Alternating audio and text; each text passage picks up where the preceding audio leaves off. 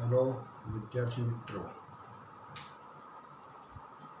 प्रकरण ધોરણ 11 પ્રકરણ પહેલું વિશ્વ સજીવ વિશ્વ એમાં 12 લેક્ચર જોયું અને 12માની અંદર આપણે આ બધું જોયું હતું, બધી વિદ્યાશાખાઓ કર્યું. હવે આપણે આ 13મું લેક્ચર કર્યું, નીટનું 13મું લેક્ચર, તો એની આપણે જરા જોઈએ. હવે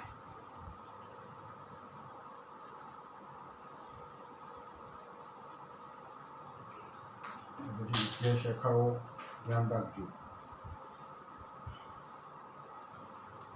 જે કંઈ વિદ્યાશાખાઓ છે એનો અભ્યાસ, હજુ વિદ્યાશાખાનું નામ શું, આ બધું યાદ રાખવાનું છે.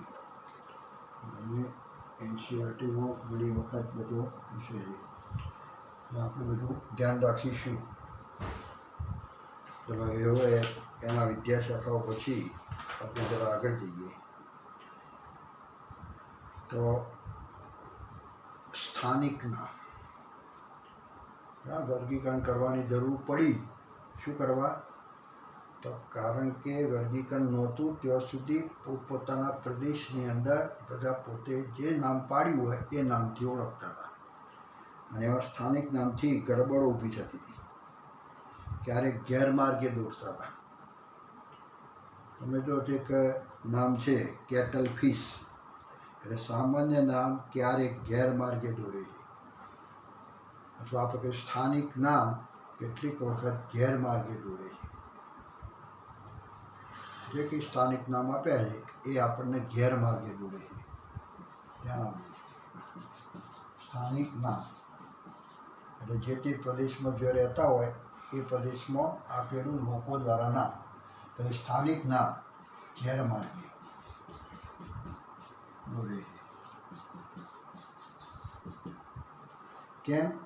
કારણ કે આપણે એક તો કહીશું કે કેટલ ફિશ, જો બધી ફિશ જ છે,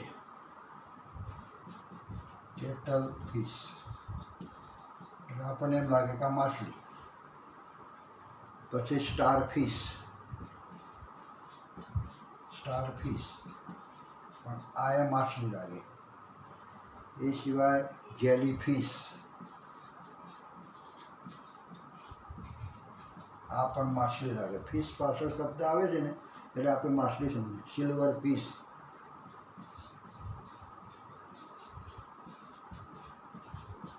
આ પણ માછલી. અને ત્રીજી આપણે કહીશું ખાલી ફિશ.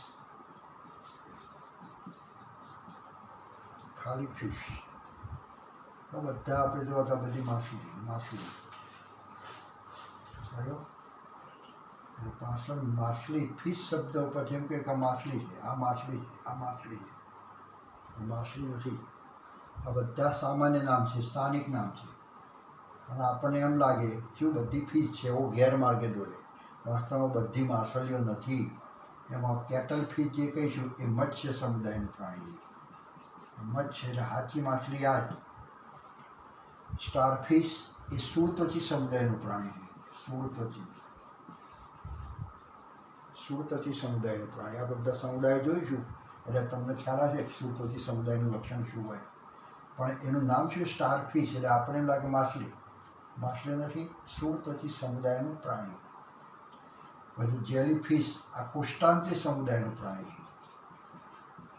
કોષ્ટાંત્રી સમુદાય આપણે એક આખો સમુદાય છે. સિલ્વર ફિશ, આ સંધિપાત સમુદાયનું પ્રાણી છે. અને ફિશ એટલે આપણે કહીશું બધી સામાન્ય છે, માછલી. તો એમ આપણે તમે જુઓ તો આ બધી ફિશ જે કહીશું એ બધી ફિશ પાછળ બોલાય છે ફિશ, પણ આપણને ગેરમાર્ગે દોરે છે. કેમ? કારણ કે બધી માછલીઓ નથી. એ સામાન્ય નામ, સ્થાનિક નામ આપણને ગેરમાર્ગે દોરે. હોય શું જુદું અને આપણે સમજીએ સુધી એમ.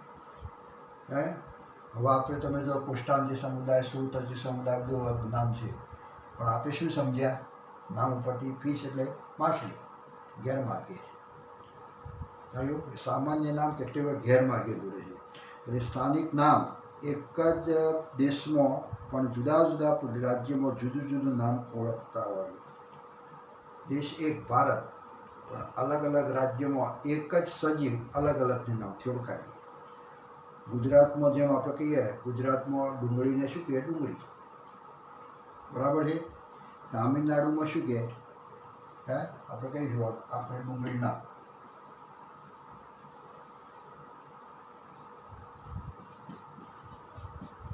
આપણે કહીએ ગુજરાતમાં આપણે આનું નામ શું કહીએ? ડુંગળી.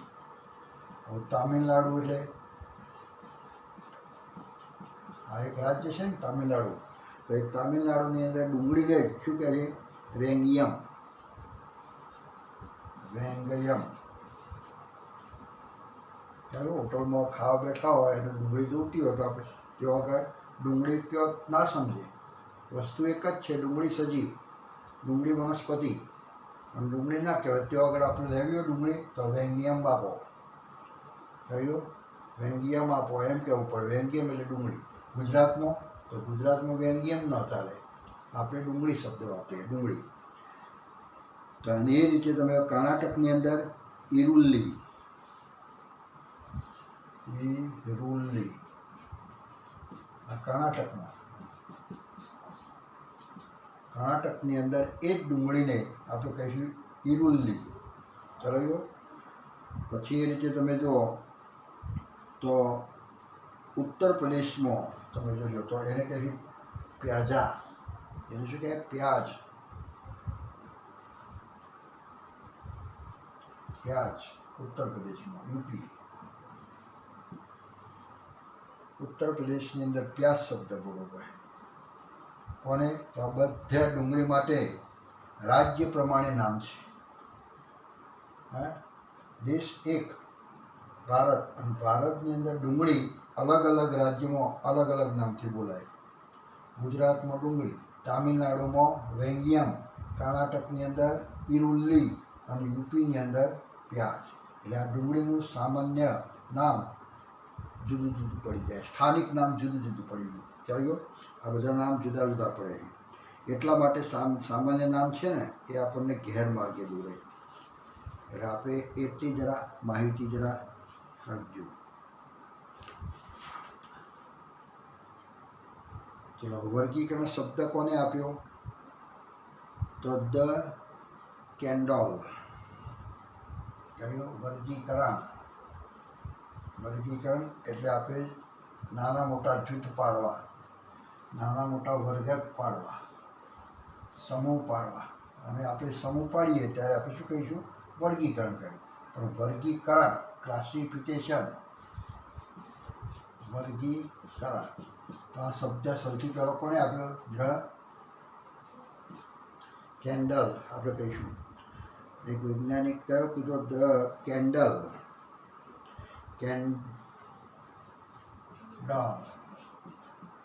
ધ કેન્ડલ દ્વારા આ શબ્દ પ્રયોગ થયો છે. ટેક્સસ એટલે ગોઠવણી અને નોમસ એટલે કાયદો. થયો?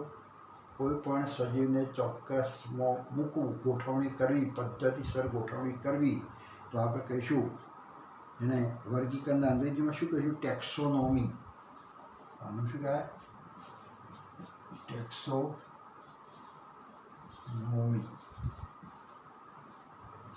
ટેક્સસ એટલે ગોઠવણી, નોમી એટલે આપણે કહીશું નોમી એટલે આપણે કહીશું કાયદો, નિયમ. નિયમથી ચોક્કસ જગ્યા પર ચોક્કસ સજીવને ગોઠવવું. ગમે તે સજીવ આવ્યું તો ગમે તે જૂથમાં મુકાય નહીં. ચોક્કસ રીતે નિયમને ધ્યાનમાં રાખી અને ગોઠવણી કરવી. કયા નિયમો? તો વર્ગીકરણના નિયમો છે જે આપણે જોયા. તો એ નિયમોને ધ્યાનમાં રાખી અને ગોઠવણી કરવી એટલે ટેક્સસ એટલે શું કહીશું? ગોઠવણી. અને નોમી એટલે કાયદો, કાયદો એટલે નિયમ. નિયમથી સજીવની ગોઠવણી એને કહીશું વર્ગીકરણ. વર્ગીકરણ શબ્દ, આવો શબ્દ કોને આલ્યો અને આ રીતે એનો અર્થ કોને કર્યો?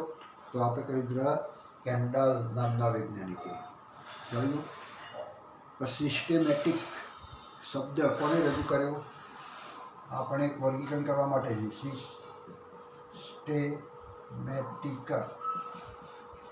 સિસ્ટેમેટિક્સ. તો આવો શબ્દ સિસ્ટેમેટિક્સ શબ્દ રજૂ કરનાર છે કોને કરે તો સિસ્ટેમેટિક સિસ્ટેમા કયો જે લેટિન ભાષાનો શબ્દ છે કયો તો એ લિનિયસ નામ દ્વારા આપવામાં આવે છે કયો લિનિયસ.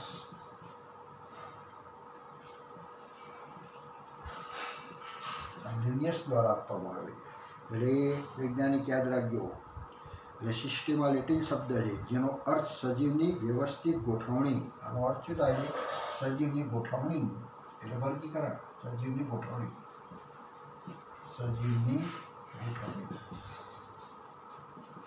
કયો એનો અર્થ શું થાય તો સજીવની ગોઠવણી, પદ્ધતિસરની ગોઠવણી અને કે સિસ્ટેમેટિક સિસ્ટેમા. તો એ જરા આપણે ધ્યાન રાખીશું. ચલો એ પછી આપણે તો વર્ગીકરણ વિદ્યાના અભ્યાસના સ્ત્રોત કયા તો આપણે કહીશું ક્ષેત્ર, અવલોકન ક્ષેત્ર. જો સજીવો ભેગા છે સમૂહ આપણે કહીશું એનો અભ્યાસ કરવો હોય તો આપણે આપણા વનસ્પતિ સંગ્રહાલયમાં જવું પડે, પછી વનસ્પતિ ઉદ્યાનમાં જવું પડે, પછી આપણે કહીશું મ્યુઝિયમમાં જવું પડે અને જંગલમાં જાઓ. એટલે મોટો વનસ્પતિ જંગલ એ શું છે તો ખુલ્લી કિતાબ છે.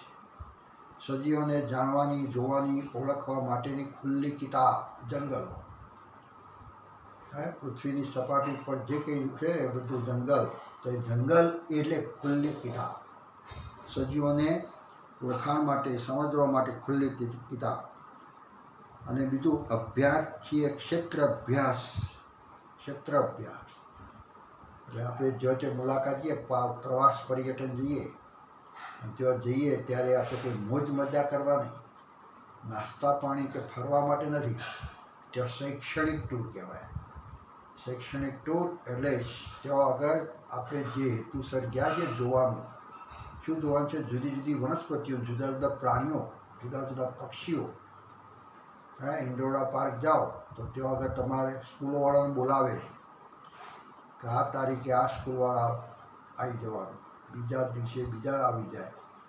અને રોજ આખા ગુજરાતની અંદર જે કંઈ સ્કૂલો છે બધા જ ઇન્દોરા પાર્કની મુલાકાત લે. એ લોકો તો આગળ શું કરો? ખવડાવવા માટે બોલાવે. ત્યાં આવો, રહ્યો અને મજા કરો. ત્યાં આગળ જમાડે. એ જમાડવા માટે નહીં. આ સરકારી આ એક શૈક્ષણિક ટૂર છે કે જે કરવી જ પડે કે જેથી આપણે બહાર જઈએ ત્યારે આ સજીવોને ઓળખાવે છે લોકો, આપણને જંગલમાં ફેરવે અને આ પક્ષીનું નામ આ પક્ષીનું નામ અને આ ઝાડનું નામ આ બધા પ્રાણીઓને ઓળખાવે. એટલે શૈક્ષણિક એટલે શું કહેવાય? આપણે કેવા ગયા ટૂરમાં, પણ એ શું કહેવાય? ક્ષેત્ર કહેવાય. અભ્યાસ ક્ષેત્ર. અભ્યાસ પ્રવાસ કર્યો પણ એ પ્રવાસમાં ક્ષેત્રની અંદર અભ્યાસ થયો. એટલા માટે ક્ષેત્ર અભ્યાસ પણ એક વર્ગીકરણ કરવા માટેનું એક સ્ત્રોત કહેવાય. જો આગળ વર્ગીકરણ અભ્યાસ કરી શકાય, બધા પ્રાણીઓ સજીવોને જોઈ શકાય તો તે માટેનો ક્ષેત્ર વિસ્તાર તો એને કહીશું આ. એટલે એ તાલીમ લેવી જોઈએ ભાઈ. આમાં ફરવાની પછી તમે જાઓ, ફરવા ગયા ને માથું ચડ્યું ને બસ હદી નહીં ને મારે નથી આવવું તો એ ના ચાલે. એને તાલીમ હોવી જોઈએ. એટલા દૂર પ્રવાસ ખેડવાની હિંમત જોઈએ. એટલા દૂર ત્યાં તો ત્યાં ગયા પછી તમે જો પર્વતો ચડવા પડે, નીચે ઉતરવું પડે, ખીણમાં જવું પડે, પાણીમાં જવું પડે. કારણ કે બધા જુદા જુદા સજીવો જોવા હોય એટલે આ બધું ફરવાની તાલીમ. પછી કેવી રીતના અભ્યાસ કરવો એની તાલીમ. એ તાલીમ પહેલાં આપણને જઈએ તે પહેલાં આપણામાં કુતૂહલ દ્રષ્ટિ હોવી જોઈએ, જિજ્ઞાસા હોવી જોઈએ. તો જ તમે જે જે છે ને ત્યાં જવા માટે આપણામાં કુતૂહલ દ્રષ્ટિ હોવી જોઈએ, એકાગ્રતા હોવી જોઈએ. જે કંઈ અભ્યાસ કરીએ ત્યારે આપણે એમાં મય થઈ જવું પડે. કોઈ પણ આપણને સમજાવે કે ભાઈ આ પક્ષી છે ને આવું છે ને તેવું છે એમ કંઈ સમજાવે આપણે તો આપણે એ પક્ષી વિશેની માહિતી ગ્રહણ કરવી, એમાં એકાગ્રતા, ધ્યાન રાખવું પડે. એટલે એનામાં એકાગ્ર દ્રષ્ટિ હોવી જોઈએ, પછી કુતૂહલ દ્રષ્ટિ હોવી જોઈએ. પછી એની અંદર આપણે કંઈ જિજ્ઞાસા હોવી જોઈએ, ધીરજ હોવી જોઈએ કે હું બધું સમજી લઉં, બધું નામ ફટફટ બોલો એમ નહીં. ઘણા વિદ્યાર્થીઓ એવા હોય છે ક્લાસમાં ભણાવતા હોય, ધીમે ધીમે કોઈ સાહેબ બિચારા ભણાવતા હોય તો એ સમજી ગયો હોય, પણ એની સાથે બીજા ઢીલા પોચા વિદ્યાર્થીઓ પણ બેઠેલા હોય કે સાહેબ ધીમે ધીમે કેમ જરા ઝડપ કરો ને, એટલે ફટ લઈને પતી જાય. એટલે આપણામાં ધીરજ, સાહેબ બોલશે, જે કંઈ સમજાવવાનું છે ધીમે ધીમે સમજાવશે, થયો. એટલે એવી ધીરજ પણ હોવી જોઈએ. ફટાફટ ટૂંકા સમયમાં બધું જ હું શીખી લઉં અને સમજી લઉં, આ નહીં. ધીરજ, એક એક પોઈન્ટની આપણનામાં ધીરજ જોઈએ. એટલે ધીરજ હોવી જોઈએ. ક્ષેત્ર અભ્યાસ કરવા જવાનું છે, શૈક્ષણિક ટૂર કરવી છે, તો શૈક્ષણિક ટૂર કોણ કરી શકે? તો જેને સજીવો વિશે જાણવું છે એવી કુતૂહલ દ્રષ્ટિ હોવી જોઈએ, એનામાં જિજ્ઞાસા હોવી જોઈએ, એનામાં ધીરજ હોવી જોઈએ, ચાલ્યો, અને એકાગ્રતા હોવી જોઈએ એ દરમિયાન, ચાલ્યો. પછી ચપળતા, કોઈ પણ બાબતની ચપળતા જોઈએ કે આ સજીવ છે તો સજીવને અડાય ના અડાય. કાચની બોટલમાં કે કાચના પેટીની અંદર કોઈને મૂક્યું હોય તો આપણે એને હળી કરવી કે ના કરવી, આ બધું ધ્યાન રાખવું પડે. આપણામાં ચપળતા જોઈએ. ત્યાં ગયા પછી આપણે કોને અડવું, કોને ના અડવું, કોને નુકસાન કરવું ના કરવું, આ બધું થોડું ચપળતા જોઈએ. એટલે એનામાં ચપળતા દ્રષ્ટિ હોવી જોઈએ.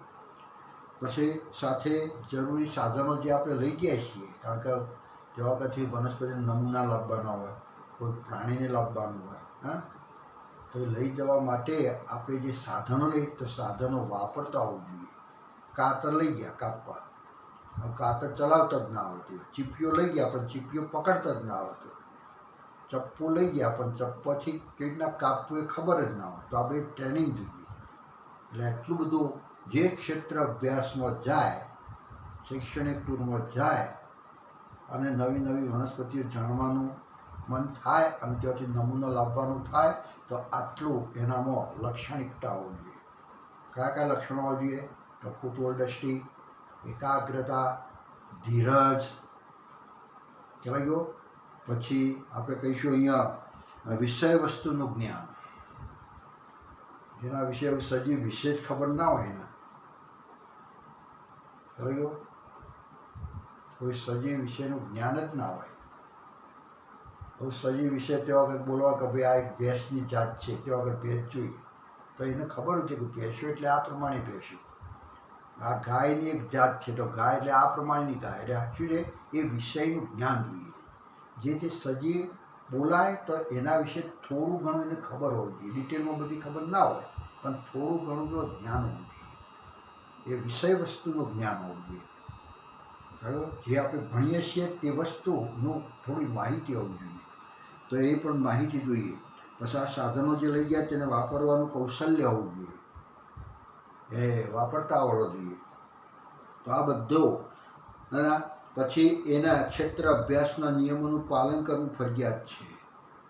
કારણ કે અભ્યાસ કરવા માટેના નિયમો હોય કે તમારે આ રીતે આ રીતે આ રીતે એના નિયમો છે, તો નિયમોનું પાલન, વર્ગીકરણના નિયમો નથી કહેતો, ક્ષેત્ર અભ્યાસના નિયમો, તો એ કેટલાક નિયમોનું પાલન કરવું જોઈએ.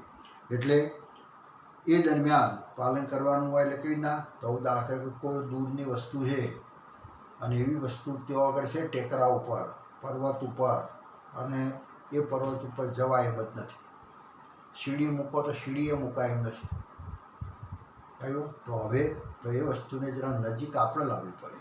તેના માટે બાયનોક્યુલર, તો બાયનોક્યુલર પણ જોતા આવડવું જોઈએ, વાપરતા આવડવું જોઈએ.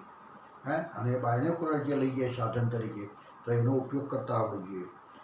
પછી કેમેરા, પછી કટર, ફોર્સેપના બધું જે લઈ ગયા બધું વાપરતા આવડવું જોઈએ. તો ટૂંકમાં આપણે કહીશું આ બધાનું, આ વર્ગીકરણ વિદ્યાના અભ્યાસના સ્ત્રોત એટલે આપણે બધું કહીશું, આ બધા કહીશું. હવે વનસ્પતિના વૈજ્ઞાનિક નામ આપણે આપ્યા, પ્રાણીઓના વૈજ્ઞાનિક નામ આપ્યા. કઈ સંસ્થા દ્વારા? તો આપણે કહીશું વનસ્પતિનું વર્ગીકરણ કરવું હોય તો એના માટે સંસ્થા કઈ કહીશું?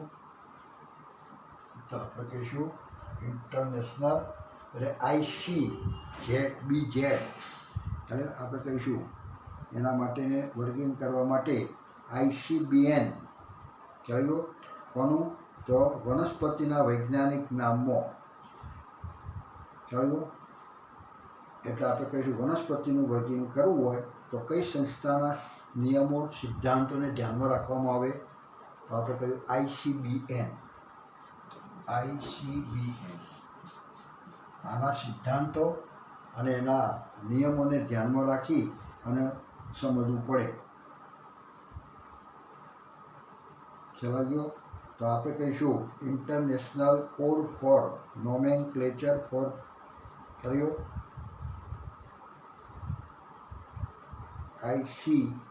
ખ્યાલ એનું નામ છે international code for botanical nomenclature જોયું આખું નામ શું કહીશું તો એને આપણે કહીશું international code for botanical nomenclature વનસ્પતિનું નામકરણ માટે એટલે આના નિયમો આના સિદ્ધાંતો પાડવા પડે એના સિદ્ધાંતો અનુસાર એનું નામ આપવામાં આવે હવે એમાં વનસ્પતિના વૈજ્ઞાનિક નામ આપવામાં તો બે સરખા નામ એટલે જાતિક નામ અને પ્રજાતીય નામ સરખા હોય એવું માન્ય રાખવામાં આવતું નથી આ બંનેની અંદર જાતીય નામ અને પ્રજાતીય નામ સરખા રાખવામાં આવતા નથી સરખા રાખવામાં આવતા નથી અથવા રાખવું હોય સરખા રાખવા હોય તો એ માન્ય નથી સરખા રાખવામાં માન્ય નથી પણ international code four zoological nomenclature આ પ્રાણી માટેના વર્ગીકરણ છે તેમાં જાતીય નામ અને પ્રજાતીય નામ સરખા રાખી શકાય આમાં માન્ય રાખવામાં આવે છે બંને નામ જાતીય નામ એટલે જાતિ અને બીજી પ્રજાતિ નામ આ કદાચ એક સરખા હોય તો માન્ય રાખવામાં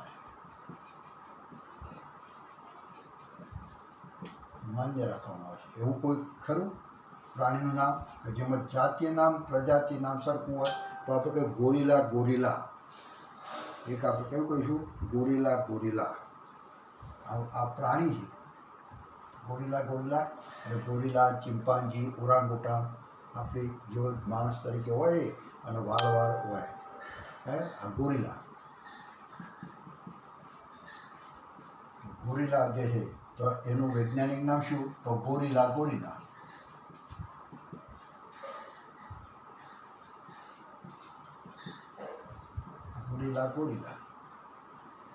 એમાં જો આ કયું નામ છે પ્રજાતીય નામ અને આ કયું છે જાતીય નામ બે હરખા ગોરીલાનું વૈજ્ઞાનિક નામ આપો તો ગોરીલા પ્રજાતિ નામ એ જ જાતીય નામ બે હરખા જ નામ આ પ્રાણીઓમાં આપી શકાય પણ વનસ્પતિનું કોઈ નામ જાતીય નામ ને પ્રજાતિ નામ હરખો કોઈ દિવસ હોય નહીં સરખો હોય નહીં પછી ઉંદરનું આપણે કહીશું તો રેટસ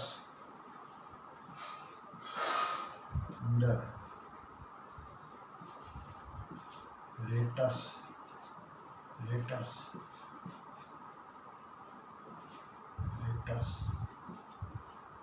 રેટસ જોયું ડબલ ટી કરજો લેટસ જોયું તો આ ઉંદર પછી ભારતીય કોબરા સાપ કયો પણ ભારતીય કોબરા તો નાજા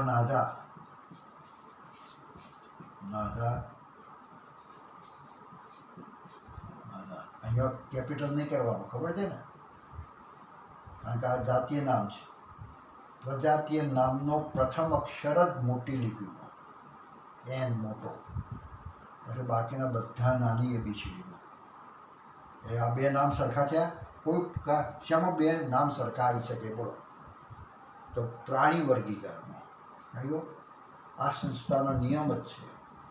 તો પ્રાણી વર્ગીકરણ કરવું હોય તો આનો સિદ્ધાંત છે. કયો સિદ્ધાંત? તો બંને જાતીય નામ અને પ્રજાતિ નામ સરખા રાખી શકાય. માન્ય રાખો, એ માન્યતા એને આપણે રાખવા તો રાખી શકાય. કયું? જેને વૈજ્ઞાનિક નામ આપે એને સરખા રાખવા તો રાખી શકે, પણ વનસ્પતિ માટે એ બે નામ સરખા રાખી શકાય નહીં. આ એક ધ્યાન રાખવું.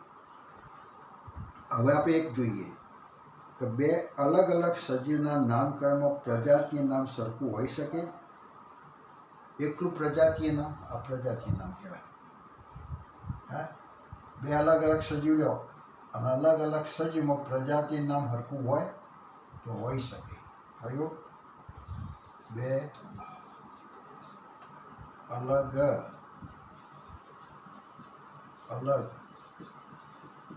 સજીવમાં પ્રજાતિય નામ સરખું હોઈ શકે.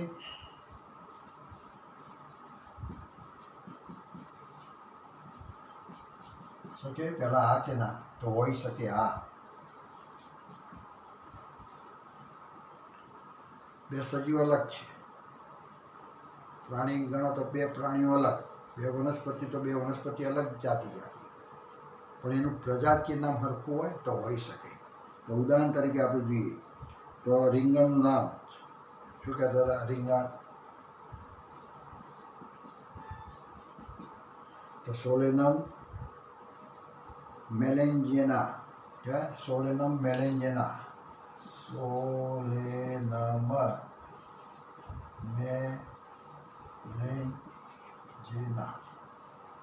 મેલેન્જેના. આ સોલેનમ શું છે? પ્રજાતિના. રીંગણ માટે સોલેનમ.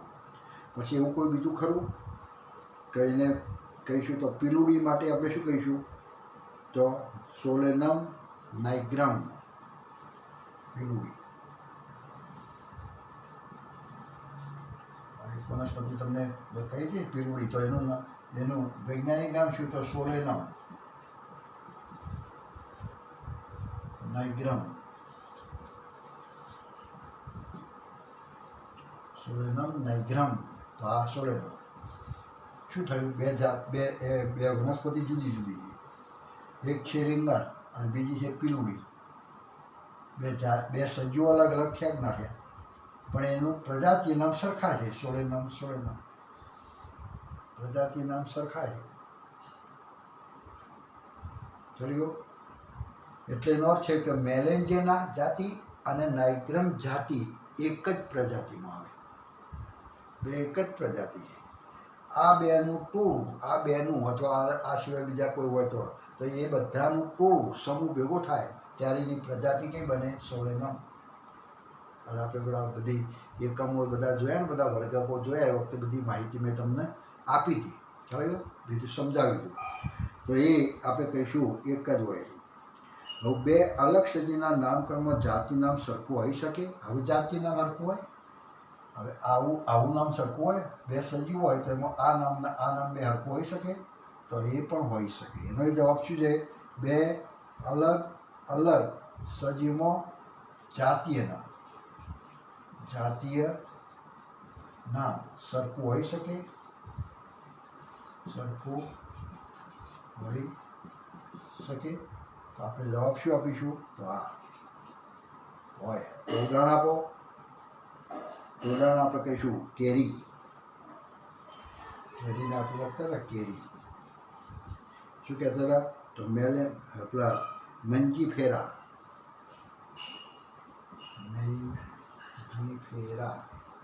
ઇન્ડિકા. મેન્જીફેરા ઇન્ડિકા. અને બીજી એક ઓબલી.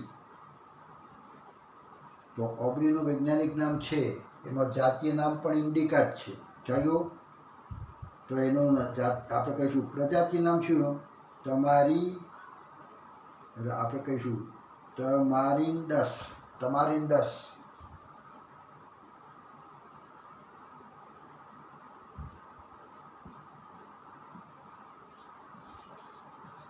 ઇન્ડિકા. તો ઇન્ડિકા કેરી અને બીજી વનસ્પતિ કઈ કરી? ઓબલી. તો ઓબલીમાં આ બે જાતિ જુદી થઈ, બે સજીવો જુદા જુદા, પણ એમની જાતીય નામ સરખું છે, ઇન્ડિકા ઇન્ડિકા. કયા કયા સજીવોનું નામ જાતીય નામ સરખું છે? ઇન્ડિકા ઇન્ડિકા.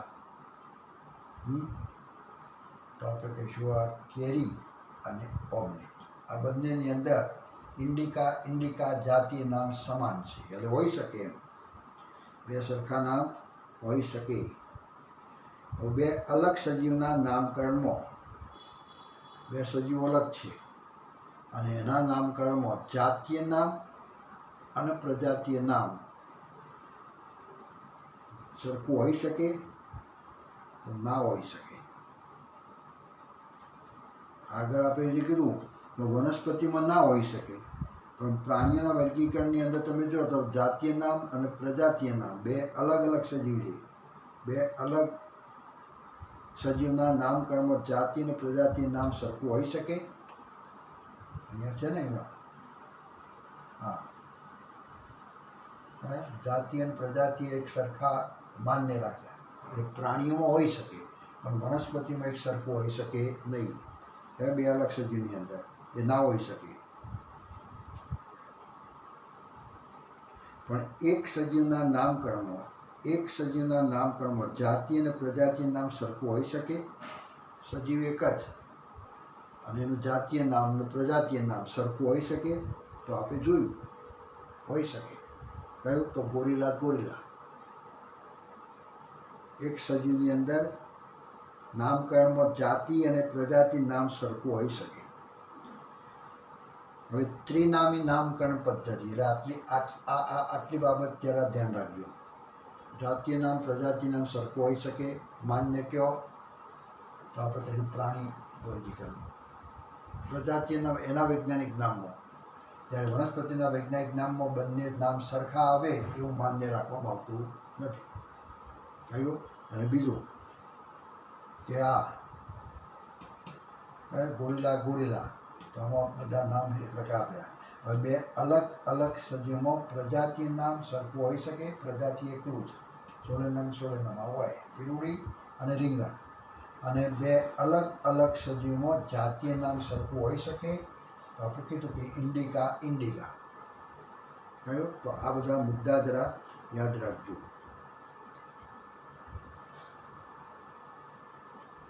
હવે ત્રિનામી નામકરણ. ત્રિનામી નામકરણ એટલે પ્રજાતીય નામ, જાતીય નામ અને પ્રજાતીય નામ ને જાતીય નામ બે હરખા આવી જતા હોય તો ત્રીજું એક નામ આપવામાં, ઉપજાતિ, જેને કહીશું વેરાયટી. આ એક ત્રીજું નામ છે. પ્રજાતીય નામ, જાતીય નામ અને વેરાયટીથી નામથી જુદું પડે ત્રીજું નામ. બે વિદ્યાર્થી સરખા હોય, રમેશભાઈ મગનભાઈ, અને એ જ ક્લાસમાં ધોરણ 11ની અંદર પણ રમેશભાઈ મગનભાઈ બે હોય. બેને આપણે હાજરી પત્રકમાં નામ લખો તો બે કયો? રમેશ મગન કયો? આ કે આ? ગડબડ ઊભી થાય ને. એટલા માટે આ બંનેને જુદા પાડવા માટે શું છે? તો એના ફાધરનું નામ આપણે લખીએ છીએ. રમેશભાઈ મગનભાઈ અરગોનભાઈ, બરાબર. અને આ બાજુ એને જુદો પાડો તો રમેશભાઈ મગનભાઈ તળસીભાઈ. એના દાદા જુદા પડ્યા, એટલે બે રમેશ જુદા પડે. એટલે જરૂર પડે તો ત્રીજું નામ આપવું પડે, અને નામ આપીએ તો એને કહ્યું ત્રિનામી નામકરણ પદ્ધતિ. પણ ત્રીજું નામ કયું? તો જાતિ પછી આવતું ઉપજાતિ, જેને વેરાયટી તરીકે પણ માનવામાં આવે છે.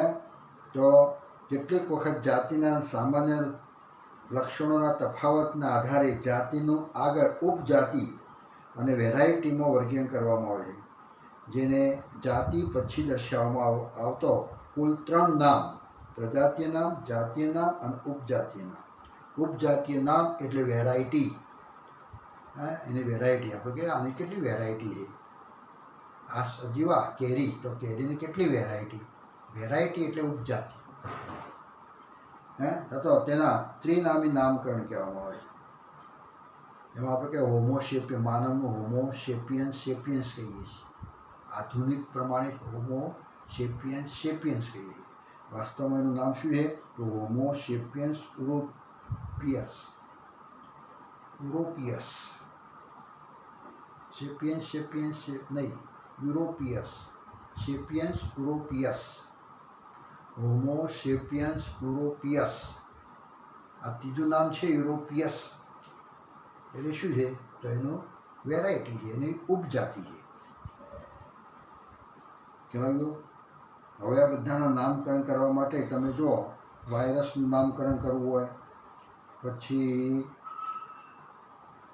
કોઈ કલ્ટિવેટેડ પ્લાન્ટ, કલ્ટિવેટેડ ખેતી કરવાની હોય, ખેતીલાયક વનસ્પતિ છે પણ એને આપણે ખેતી કરીએ છીએ તેનું નામકરણ કરવાનું હોય તો એના માટે કોના નિયમો સાચવવાના?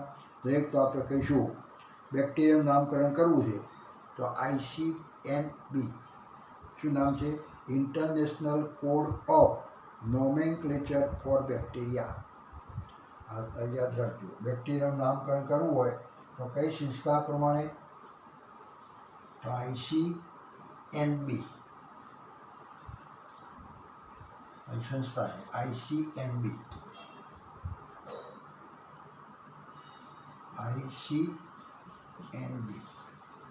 આ કોનું નામકરણ કરવા માટે?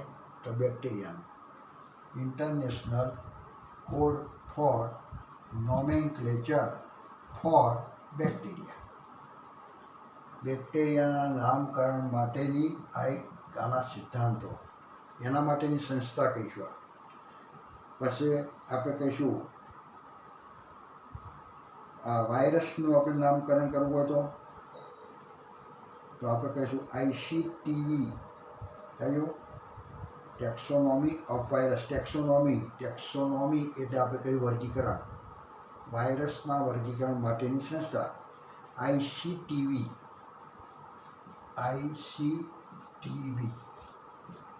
શું છે? International code for international committee for the taxonomy of virus.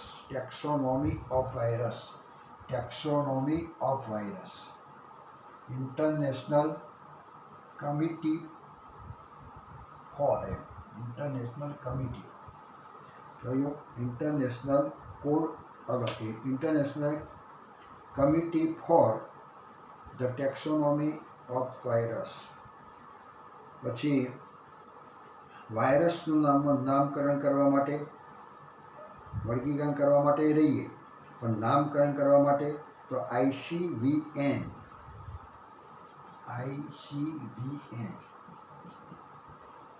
International code four virus nomenclature. આ વાયરસનું નામકરણ,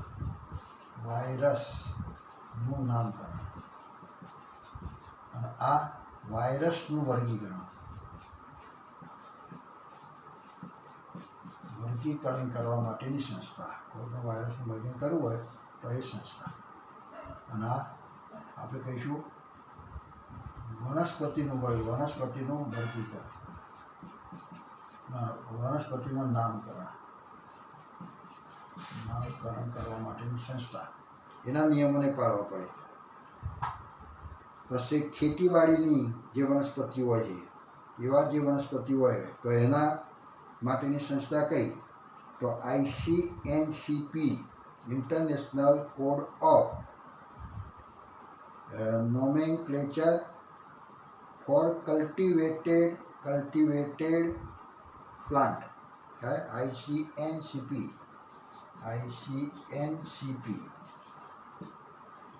international code for nomenclature cultivated એટલે ખેતી કરવાની હોય એવો પ્લાન્ટ, એવી વનસ્પતિ. તો આના સિદ્ધાંતથી આપણે એને ખેતીવાડીની વનસ્પતિ માટે કામ કરીશું. વનસ્પતિનું નામકરણ આપીશું. ખેતીમાં ઉપયોગમાં આવતી એવી વનસ્પતિ.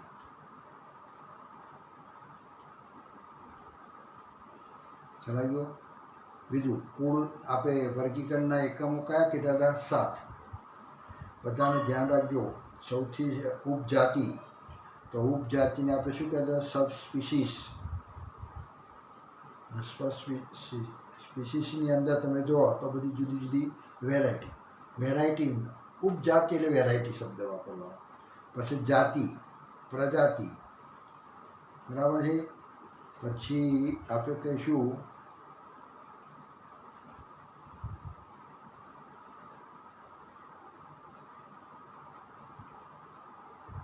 ઉપજાતિ, જાતિ, પ્રજાતિ. પછી ટ્રાઇબ એટલે આપણે કહીશું શ્રેણી. એક વધારાનું આપણે જરા ધ્યાન રાખીશું, શ્રેણી. પછી કુળ, પછી ગોત્ર, પછી વર્ગ, પછી સમુદાય અને સૃષ્ટિ. આ બધા નામ આટલા. એમાં ટ્રાઇબ વચ્ચે તમે જે કીધું આપણે તો એ લખો કે ના લખો. કેટલાક સજીવમાં હોય, કેટલાકમાં ના હોય. પણ મેઇન કેટલા હોય? તો મેઇન 7 કક્ષાઓ છે. થઈ ગયું? કઈ 7 કક્ષાઓ? તો જાતિ, પ્રજાતિ, પછી કુળ, આપણે જોયા ને બધા કુળ, પછી ગોત્ર, પછી વર્ગ, પછી સમુદાય, તો વનસ્પતિઓ તો વિભાગ, અને પછી સૃષ્ટિ. સૌથી મોટી આ એટલે 1, 2, 3, 4, 5, 6 અને 7. ટોટલ 7 કક્ષાઓ. પણ આ જાતિ બધાના અંગ્રેજી નામ પણ ખ્યાલ આવવા જોઈએ. સ્પીસીસ, આને શું કહે? સ્પીસીસ. આને શું કહે? જીનસ. આને શું કહે? ફેમિલી. અને ગોત્ર જે કહીશું એ ગોત્રને કહીશું ઓર્ડર. ગોત્રનું નામ શું કહીશું? ઓર્ડર. અને વર્ગને કહીશું ક્લાસ. અને વિભાગ કે સમુદાય જે કહીશું ફાઇલમ. કયું? અને સમુદાયને કહીશું ફાઇલમ અને વિભાગને કહીશું ડિવિઝન. આ ફાઇલમ છે.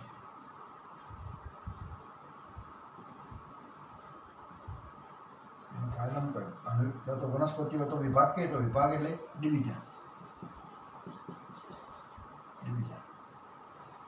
અને સૃષ્ટિ એટલે કિંગડમ.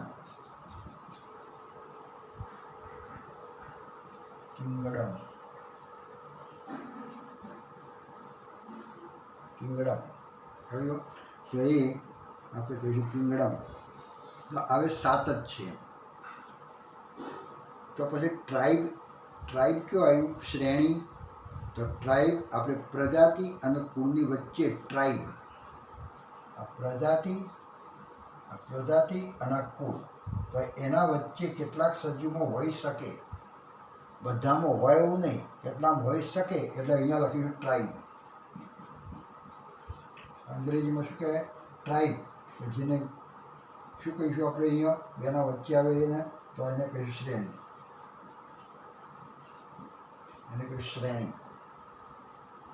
જોયું? તો એ શ્રેણી. પેલો એક પ્રશ્ન જરા હતો ને, કોના વચ્ચે આવે?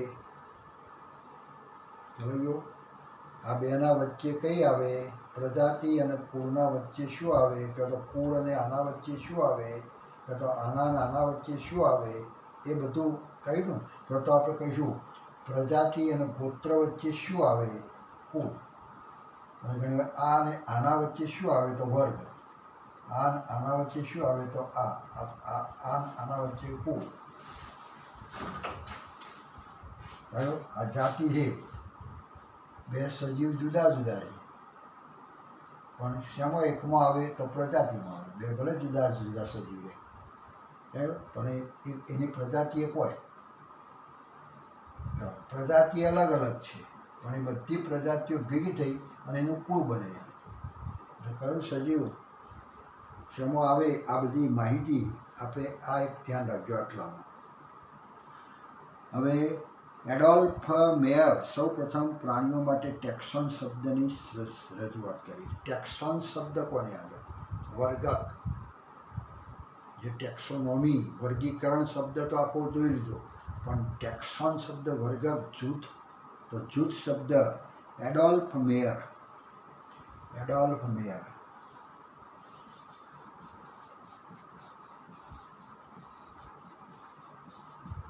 એને શું શબ્દ આપ્યો? ટેક્સોન. ટેક્સોન એટલે વર્ગક. વર્ગક શબ્દ કોને આપ્યો? ટેક્સોન. હે, ટેક્સોનને આવું કહેતા હતા આપણે, ટેક્સોન, ટેક્સાન, ટેક્સોન. હે, તો ટેક્સોન શબ્દ જૂથ શબ્દ. આ બધા જૂથ કહેવાય, આ બધા સમૂહ કહેવાય.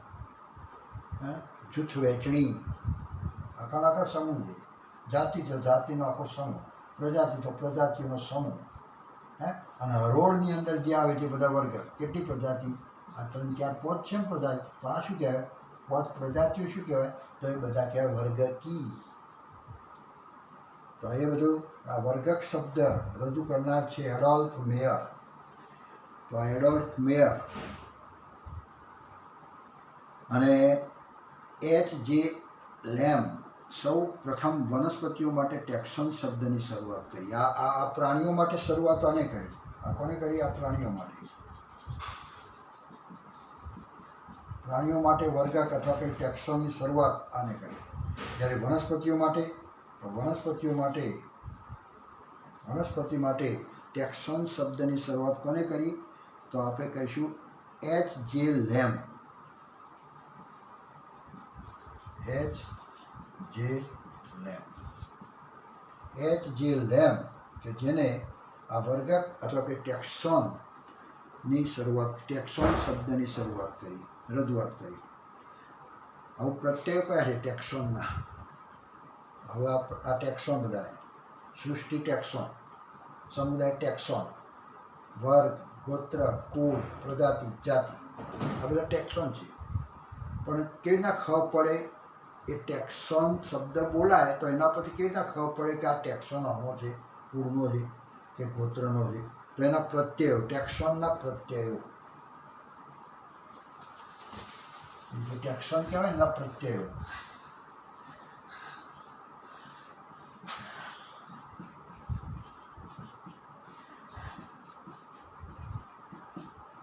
કયો પ્રત્યય લાગે?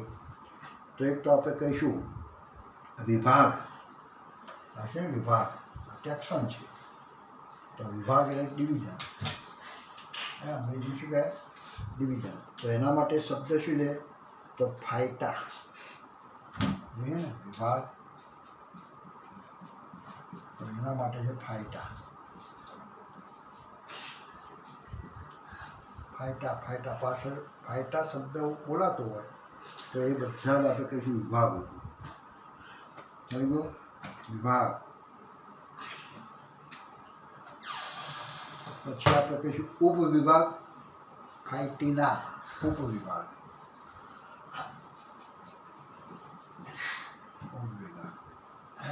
વિભાગ બોલાનો, ફાયટા ઉચ્ચાર લાગે તે વિભાગ. પણ ફાયટીના આવો પાછળ શબ્દ એવો હોય, ફાયટીના આવો ઉલ્લેખ થતો હોય તો પાછળ, તો આપણે કહીશું એ ઉપવિભાગ છે. પછી વર્ગ. તો વર્ગ માટે તમે જો તો અપશિલા. પાછળની બાજુએ તમે જો શબ્દ ગમે જો પણ પાછળ અપશિલા એવું બોલાતો. આપણે કહીશું અપશિલા.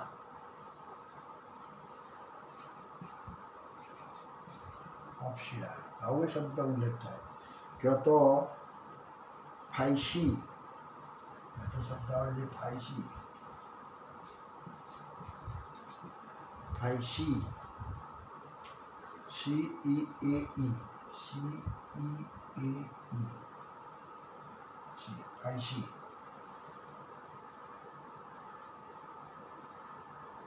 તો AE આવે લખાય.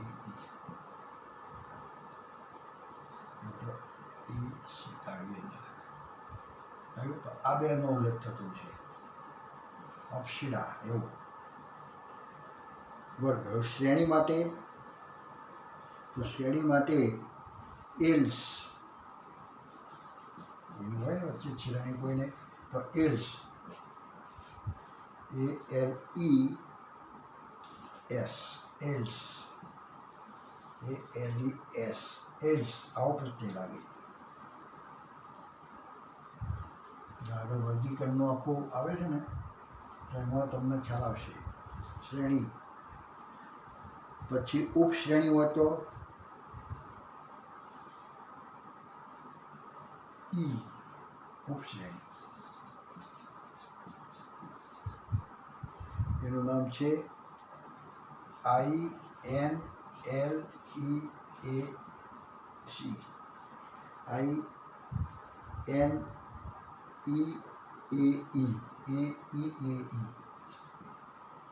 ઇલી ઇનલી શું કહીશું? આ ઇનલી તો પાછળ ઉલ્લેખ આવો થાય ઇનલી તો ઉપશ્રેણી. શ્રેણી માટે એલ્સ અને ઉપશ્રેણી માટે ઇલ્લી. કુળ માટે કોઈ પણ કુળ હોય તો આપણે કહેવાય સોલેનેસી એસી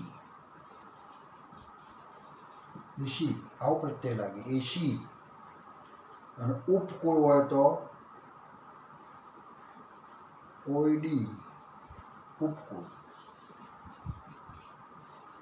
તો ઓઈડી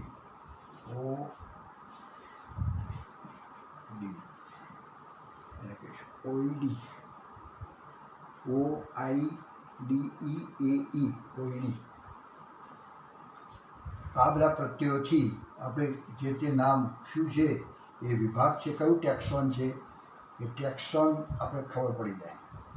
કયું જેમ આપણે બોલીએ સોલેનેસી યુફોર્બિએસી તો તરત ખબર પડે કે એ કુળ છે એસી.